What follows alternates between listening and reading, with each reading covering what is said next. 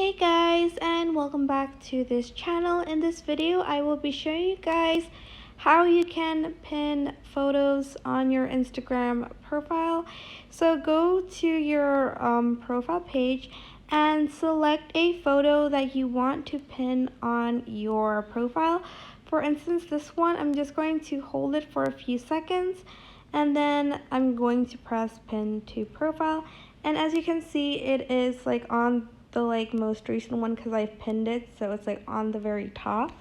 But then if I don't want this to be the one that's pinned, I'm just going to hold it for a few seconds again and press and pin from profile. And yeah, that is basically it. I hope this tutorial was helpful for you guys. Don't forget to like, comment, share, and also subscribe to this channel if you haven't done that. If you have any questions, just leave it in the comment section down below and I will try my best to answer them all. Thank you so much for watching. Bye!